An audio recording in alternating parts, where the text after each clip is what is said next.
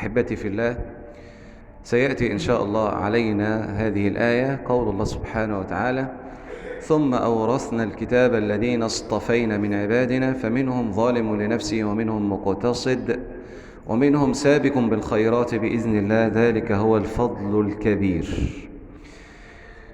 يمن الله سبحانه وتعالى علينا أمة الإسلام والمسلمين بهذه النعمة العظيمة التي اصطفاها الله سبحانه وتعالى على سائر الأمم، نعمة الكتاب. أتدري ما الكتاب؟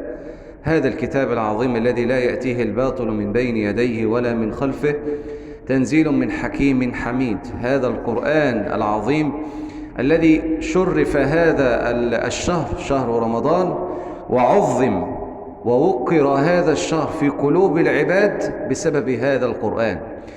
وما قدرت ليلة القدر بهذا القدر العظيم وهذا الشرف العظيم إلا من وراء هذا الكتاب العظيم.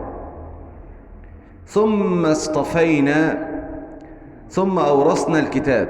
هذا الكتاب الله سبحانه وتعالى أورثه لمن؟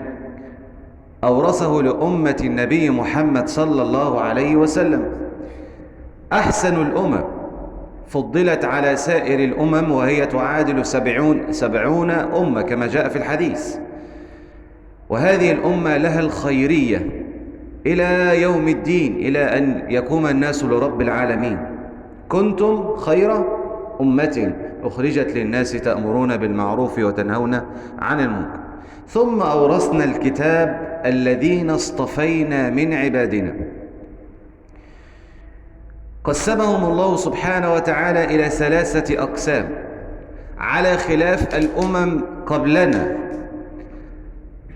الأمة أو الأمم التي كانت قبلنا قسمهم الله سبحانه وتعالى إلى قسمين، فمنهم مقتصد وكثير منهم ساء ما يعملون. أما أمة النبي محمد صلى الله عليه وسلم فهي على 3 درجات، وال3 درجات كسبانين كلهم وسيدخلون الجنة كما سيأتي. ثم أورثنا الكتاب الذين اصطفينا من عبادنا فمنهم ظالم لنفسه. دايما مقصر في حق المولى سبحانه وتعالى، يأتي بالمحرمات ويتوب وينوب ويرجع إلى الله سبحانه وتعالى ويجدد التوبة مع الله عز وجل، وهو ظالم لنفسه.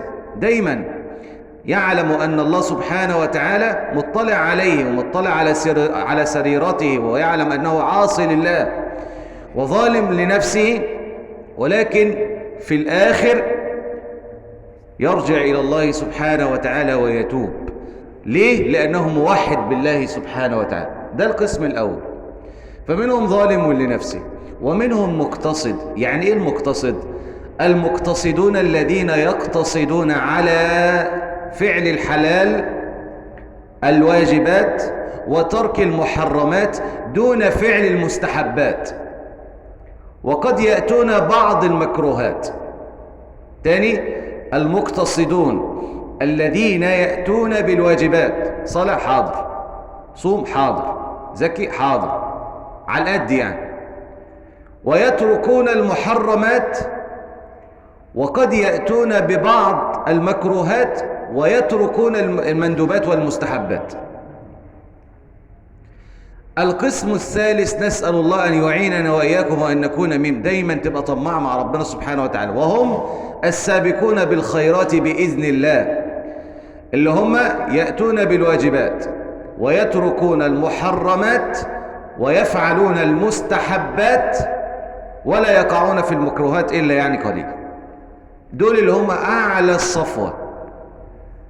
ثم أورثنا الكتاب الذين اصطفينا من عبادنا فمنهم ظالم لنفسه ومنهم مقتصد ومنهم سابق بالخيرات بإذن الله ذلك هو الفضل الكبير.